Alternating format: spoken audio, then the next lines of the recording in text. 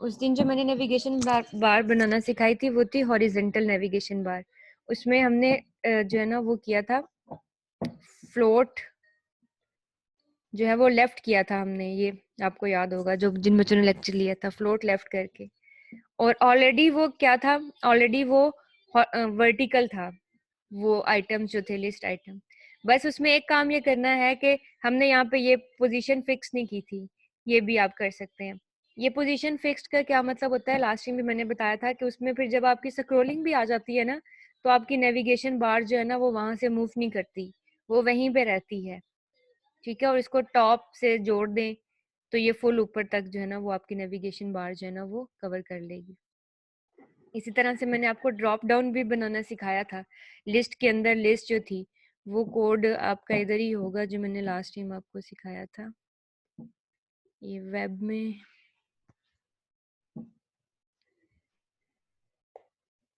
Form पे तो नहीं था वो कोड, पता नहीं अब किधर हमने बनाया था, बेसिक में बना दिया था ये। और इसी पे ये ड्रॉप डाउन भी मैंने आपको सिखाया था कि ये ड्रॉप डाउन कैसे, ठीक है। और आज हम CSS फॉर्म्स को डिस्कस कर लेते हैं थोड़ा सा, और उसके बाद एनिमेशंस को डिस्कस करके और फिर हम जो है वो जावास्क्रिप्ट पे मूव कर जाएंगे। जिस तरह से हम बाकी चीज़ों की स्टाइलिंग करते हैं ना, ऐसे हम फॉर्म्स की भी स्टाइलिंग कर सकते हैं, टेक्स्ट बॉक्सेस की। ठीक है, जो हमारे पास टेक्स्ट बॉक्सेस थे उनके भी हम बॉर्डर असाइन कर सकते हैं, उनको भी हम बैकग्राउंड कलर लगा सकते हैं, उनको भी हम जो है ना वो टेक्स्ट का कलर, उनका जो बाय डिफॉल्ट जो है वो ब्लैक आ रहा होता है, उसको भी हम चेंज कर सकते हैं। मतलब जितनी हमने CSS की प्रॉपर्टीज अभी तक पढ़ी है ना, वो हम अप्लाई कर सकते हैं फॉर्म के जो इनपुट टैग्स हैं उनके ऊपर भी। ठीक है, जैसे फॉर एग्जांपल ये फॉर्म बनाया हुआ है, ठीक है, इसमें हमने जो है वो इसको आईडी असाइन की हुई है, और ये इनपुट का टैग है हमारा। ठीक है, input type equal to text, ये ठीक है। और यहाँ पे CSS में जाके ये CSS की कौन सी टाइप हमने लगाई हुई है, इंटरनल CSS। ठीक है, ये इंटरनल CSS है। कोई नहीं, मेरा ख्याल में पढ़ कोई नहीं रहे पीछे से। ठीक है, तो इसमें अगर आप देखें तो हमने क्या किया हुआ है, इसमें हमने इनपुट का tag pick, yes ma'am, internal CSS है। इनपुट का टैग ये है, ये हमने पिक किया। पिक करने के बाद फिर हमने क्या किया, विड्थ इक्वल टू 100%। विड्थ 100% से पता है क्या होगा, जो आपका टेक्स्ट बॉक्स है ना, जो बाय डिफॉल्ट आपको पता है इतना सा नजर आ रहा होता है टेक्स्ट बॉक्स, वो आपकी ना पूरी ये स्क्रीन को कवर कर लेगा। ठीक है, आपका टेक्स्ट बॉक्स जो है वो ऐसे पूरी स्क्रीन को, उसकी विड्थ 100%। इसी तरह से विड्थ आप 50%, 75%, 25%, 10%। ये परसेंटेज क्या होती है, स्क्रीन आपकी टोटल 100% है ये स्क्रीन। तो स्क्रीन का अगर 100% लिखेंगे तो पूरी स्क्रीन कवर हो जाएगी, 50% लिखेंगे तो हाफ स्क्रीन, 75 लिखेंगे तो 1/4 स्क्रीन जो है वो कवर हो जाएगी, इस तरह से।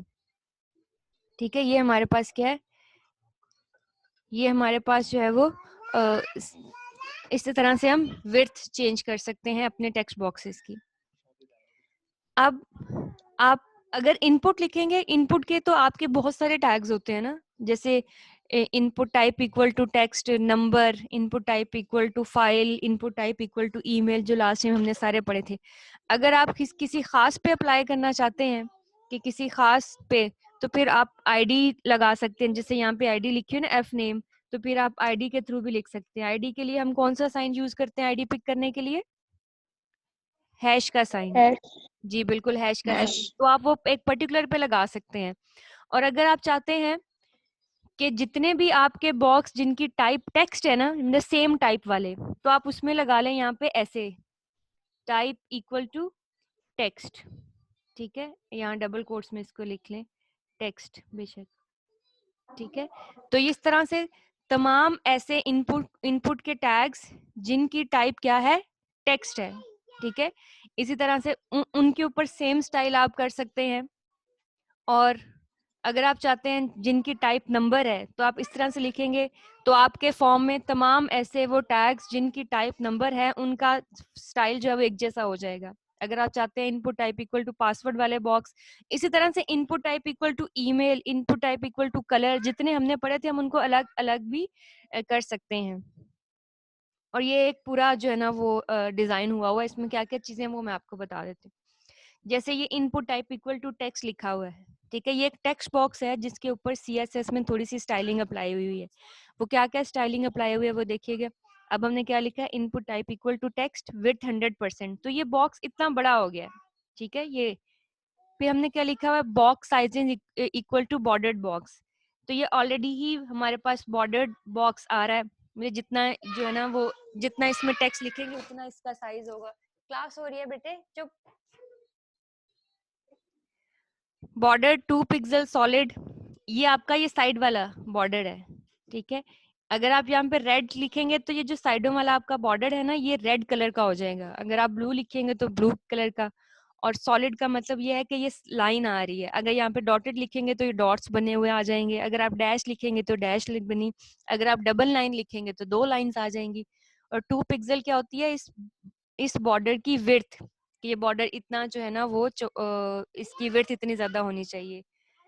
फिर वेरी गुड, मैं अब बहना के पास बैठू, मैं अब उधर जा क्लास लेती हूँ। ठीक हो गया। अच्छा, border radius 4 pixel. Border radius का क्या मतलब होता है कि ये जो साइड से कर्व हुए होते हैं ना, ये कॉर्नर से, जरा आप इसके कॉर्नर को देखें, यहाँ से इसके कॉर्नर को, तो ये थोड़ा सा टर्न हुआ है। अगर आप इसको ज्यादा टर्न करना चाहते हैं तो आप रेडियस बढ़ा लेंगे। इसी तरह से फॉन्ट साइज, फॉन्ट साइज का मतलब है जो हम इसके अंदर लिख रहे हैं ना, जब कोई यूजर लिखेगा तो डिफॉल्ट में उसका कोई साइज होता है, उस साइज को कम या ज्यादा करना। इसको बैकग्राउंड कलर असाइन करना, फिलहाल तो वाइट है, आप इसको ग्रे भी असाइन कर सकते हैं। तो ये सारी एट्रीब्यूट्स तकरीबन हमने पढ़ी हुई हैं, ठीक है। और बैकग्राउंड इमेज, ये आप देख रहे हैं सर्च का इमेज लगा हुआ है, ये क्या लगा हुआ है, ये सर्च वाला इमेज लगा हुआ है ये, ठीक है। तो ये लगा हुआ है बैकग्राउंड इमेज URL, ये सर्च आइकॉन, ये पिक्चर लगाई हुई है इसके बैकग्राउंड पे। ये पिक्चर ना बार बार रिपीट होने लग जाएगी, क्योंकि ये पिक्चर छोटी है ना तो बार बार रिपीट होगी। हम लिखेंगे इसको खत्म करने के लिए बैकग्राउंड रिपीट, नो रिपीट। फिर इसकी पोजीशन, इस पिक्चर की पोजीशन की बात हो रही है। 10 पिक्सल लिखा हुआ है, 2 वैल्यूज हैं। 2 वैल्यूज का क्या मतलब होता है, पहली वैल्यू पहली वैल्यू होती है टॉप बॉटम, दूसरी वैल्यू होती है लेफ्ट राइट। तो ये देखें, ये सिर्फ स्क्रीन के साथ नहीं जुड़ा हुआ, ये 10 पिक्सल लेफ्ट से भी आगे है, 10 पिक्सल जो है वो राइट से भी आगे है। राइट से चूंकि ऑलरेडी इतना ज्यादा फासला है, टॉप से भी 10 पिक्सल छोड़ के और बॉटम से भी, ठीक है। तो इतने इतने फासले पे, अदरवाइज ये बिल्कुल बॉर्डर के साथ जुड़ी हुई होती। और इसको पैडिंग असाइन दी हुई है, पैडिंग 12 पिक्सल, 20, 12, 40, ठीक है। तो ये 4 पैडिंग्स का क्या मतलब होता है कि पहली जो है वो बॉटम, पहली टॉप, दूसरी राइट, तीसरी बॉटम और फोर्थ लेफ्ट। पैडिंग का मतलब है जब आप कोई यूजर इसके अंदर टेक्स्ट लिखने लगेगा ना तो वो टेक्स्ट इतने इतने फासले से शुरू होगा, ठीक है। यानी बॉर्डर से टेक्स्ट का फासला ऑलरेडी हमें पता है क्या कहलाता है, पैडिंग कहलाता है। तो ये इस तरह से हम चीज़ों की पैडिंग असाइन कर सकते हैं। ये मतलब हमारे पास कोई फॉर्म है ना, तो फॉर्म के जो चीज़ें हैं, बॉक्सेस हैं, उनको भी हम खूबसूरत बना सकते हैं, उनके कलर्स चेंज करके, उनके बैकग्राउंड पे इमेजेस लगा के, जैसे यहाँ पे सर्च। और ये सर्च यहाँ पे क्या लिखा हुआ है, ये तो प्लेस होल्डर है ना, ये हमने CSS में तो नहीं लगाना सीखा, ये हमने कहाँ लगाना सीखा था, HTML में। ये हमारा प्लेस होल्डर है। इसी तरह से टेक्स्ट एरिया, चाहे आपके पास टेक्स्ट एरिया हो, आप उसको भी ऐसे ही स्टाइलिंग कर सकते हैं। वहां पे टेक्स्ट एरिया का साइज इंक्रीज करने के लिए हमें रोज एंड कॉलम्स लगानी पड़ती थी HTML में। यहाँ टेक्स्ट एरिया का साइज इंक्रीज करने के लिए हम विड्थ यूज कर सकते हैं, ठीक है। तो वो टेक्स्ट एरिया का साइज उतना बड़ा हो जाएगा हाइट और विड्थ से।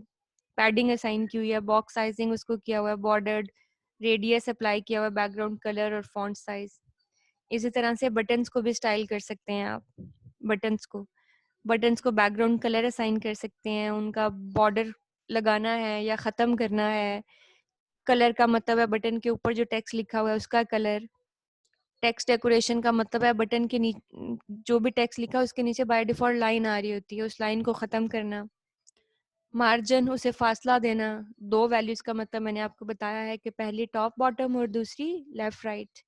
तो ये इस लेफ्ट तरह राइट। से ये सारी वो प्रॉपर्टीज हैं जो हमने पहले पढ़ी हुई हैं। तो ये प्रॉपर्टीज जैसे हम आम टेक्स्ट के ऊपर लगाते हैं ऐसे हम फॉर्म के ऊपर भी लगा सकते हैं, फॉर्म को खूबसूरत बनाने के लिए। ठीक है, अब आपका टास्क ये है, पहला काम आपको मिल रहा है, आपका टास्क ये है कि आपने एक पेज डिजाइन करना है, एक होम पेज जैसे होता है ना, उसके ऊपर होम पेज, उसमें आपका एक लोगो भी लगा होना चाहिए इस तरफ। ठीक है, आपकी मेन्यू बार भी होनी चाहिए, चाहे हॉरिजेंटल रख लें चाहे वर्टिकल।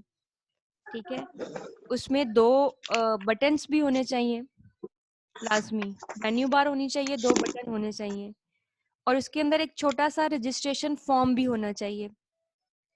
ठीक है, यानी आपकी रिक्वायरमेंट्स क्या हैं, आपने एक होम पेज डिजाइन करना है जिसमें लोगो लाजमी होना चाहिए, आपकी वेबसाइट का टाइटल, और आपकी एक मेन्यू बार होनी चाहिए। ठीक है, मेन्यू बार, और उसमें जो है वो एक फॉर्म भी होना चाहिए, रजिस्ट्रेशन फॉर्म छोटा सा। ये मतलब पूरा एक होम पेज आपने डिजाइन करना है। बाकी आप एक्स्ट्रा चीजें बेशक उसमें लगा सकते हैं, वो कोई इश्यू नहीं है। ठीक, अब CSS में और क्या रह गया है हमारे पास,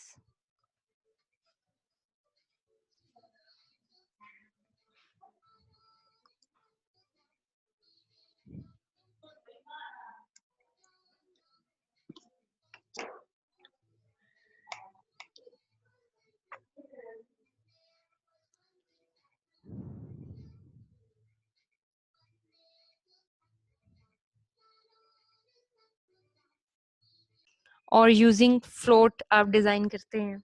जैसे ये देखें, ये एक सैंपल पेज मैं आपको दिखा रही हूँ, इसमें ये एक हेडर बनाया हुआ है। ठीक है, ये फुटर बनाया हुआ है, और ये जैसे मेन्यू होती है, असाइनमेंट नेक्स्ट वीक जो सबमिट करवा दीजिए, नेक्स्ट सैटरडे को। और ये आपके पास एक जैसे मेन्यूज लगे होते हैं, यहाँ न्यूज चल रही है, और ये आपका जो है ना ये बॉडी का हिस्सा है। ठीक है, ये इस तरह से ओके अगर आप मैम। इस तरह का पेज आपने डिजाइन करना है ना, और आप फ्लोट के थ्रू करते हैं, तो इश्यूज पता आपके क्या आएंगे फ्लोट के थ्रू। वैसे तो मैं अगर आपको ये पूरा कोड करके दिखाती, इसकी बल्कि इसको सब लाइन में ओपन करते हैं ताकि आपको ये क्लियर नजर आए। इसमें एक प्रॉब्लम आती है यूजिंग फ्लोट, वो मैं आपको बताना चाहती हूँ, क्योंकि जब आप लोग डिजाइन करेंगे ना अपना होम पेज फ्लोट के थ्रू, तो फिर आपको जो है ना वो कुछ प्रॉब्लम्स क्रिएट करना है। फ्लोट सही तरह से जो है ना वो कवर नहीं कर पाएगा, वो मिक्स हो जाता है दूसरी चीजों के साथ।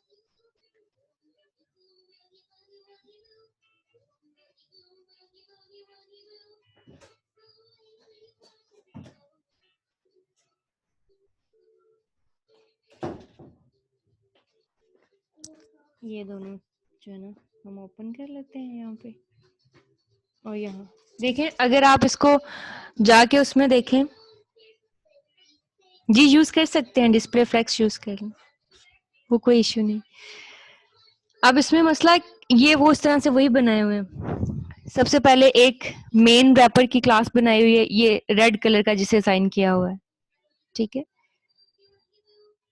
ये ठीक, और उसके अंदर फिर जो है ना वो हेडर बनाया है, हेडर, और नीचे जो है ये कंटेंट बनाया है, मतलब ये सारा बनाया है, इसे कंटेंट बोला है। इसके अंदर फिर 2 पैनल बनाए हुए हैं, लेफ्ट लेफ्ट और नेव बार, और ये न्यूज पैनल, ये लेफ्ट पैनल, ये नेव बार और न्यूज पैनल। उसके नीचे फिर फुटर बनाया हुआ है, ये फुटर।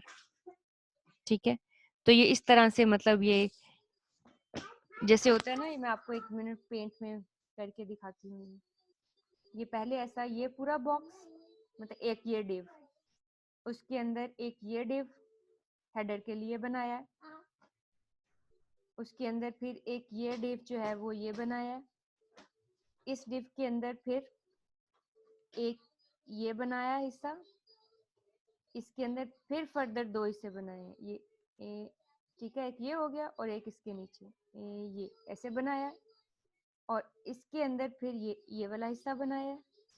ठीक है, और इसके नीचे फिर क्या बनाया, फुटर, ये ऐसे असल में बनाया हुआ है। ठीक है,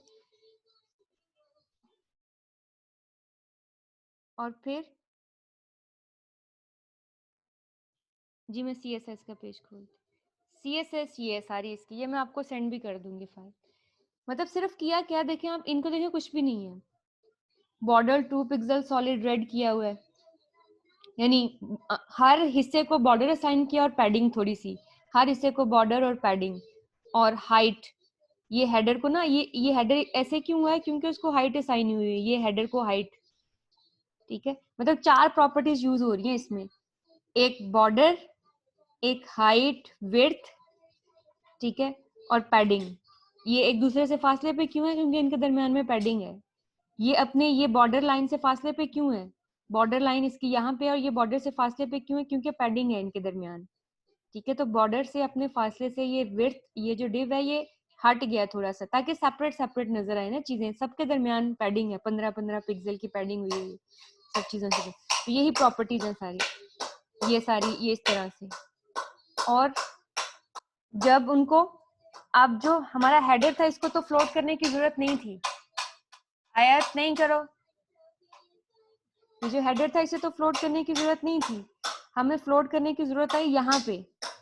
ठीक है, ये वाला डिव, ये वाला डिव और ये डिव इसके नीचे आ रहे थे, ये जो आपको ब्लू से कलर में नजर आ रहा है ना, ये इनके नीचे आता है, इसको फिर फ्लोट करके इधर लाया गया। ठीक है, इसको फ्लोट करके जो है ना वो वहां पे हम लेके गए। अब इसको, इसके अंदर हमने फ्लोट की प्रॉपर्टी यूज की होगी, वो मैं आपको बताती। ये देखें, ये राइट सेक्शन के अंदर फ्लोट राइट, अगर मैं इस प्रॉपर्टी को यहाँ से हटा दूं, ये मैंने हटा दी, अब क्या होगा, ये देख रहे हैं आप, वो उनके साथ ही मिक्स हो गया। ठीक है, वो राइट साइड पे फ्लोट नहीं कर रहा, वो उनके साथ ही मिक्स हो गया। ठीक है, उनके नीचे चला गया बल्कि। और जब मैंने इसे फ्लोट राइट किया, और यहाँ पे एक और प्रॉपर्टी होगी, ये वाला हिस्सा, ये हिस्सा मैं असल में समझाना चाह रही हूँ। मैं इसको जरा डिलीट कर, इसको जरा Ctrl+C कर दे, Ctrl+X। ठीक है, और मैंने रिफ्रेश किया, अब आप देख रहे हैं आपका जो फुटर है, फुटर आपका डिस्टर्ब हुआ है, फुटर आपका यहाँ पे आ गया है। ये पता क्यों होता है, जब आप किसी भी डिव के अंदर फ्लोट यूज करते हैं, जब आपने कहीं पे भी, मैंने इसके अंदर फ्लोट यूज किया है ना, यहाँ पे इसको, ये यहाँ आ रहा था तो मैंने इसको यहाँ पे लाने के लिए फ्लोट राइट किया कि तुम इस तरफ राइट साइड पे चले जाओ। फ्लोट के बाद जो चीजें होती है ना, फ्लोट के बाद की चीजें वो हमेशा डिस्टर्ब होती हैं। वो कहाँ चली जाती हैं, वो फ्लोट के नीचे चली जाती हैं। जैसे ये चला गया हमारा फुटर, फुटर चला गया। तो जब आप फ्लोट यूज करते हैं तो फ्लोट के बाद वाली चीजें आप देखेंगे, वो आप उसको सेट भी करेंगे ना, मैं इसको बार बार खींच, पोजीशन इसकी बॉटम करूंगी, ये नहीं, मेरी पोजीशन लेगा ही नहीं। क्यों, क्योंकि ये फ्लोट के नीचे आ रहा है, और फ्लोट अपने से नीचे वाली चीजों को हमेशा डिस्टर्ब करता है। उसके लिए फिर आपने क्या करना है, उसके उस चीज को हैंडल करने के लिए ये वाला कोड लिखा गया है, ये वाला। ठीक है, ये कोड क्या है कि ये जो मेरा हिस्सा है, ये जो मेरा डिव है, ठीक है, ये वाला सारा जिसके अंदर फ्लोट यूज हुआ है, जिस डिव के अंदर फ्लोट यूज हुआ है ना, मुझे उस डिव के बाद फ्लोट को क्लियर करना है। ठीक है, जिस डिव के अंदर आपने फ्लोटिंग की है, उस डिव के बाद आपको फ्लोट क्लियर करना है।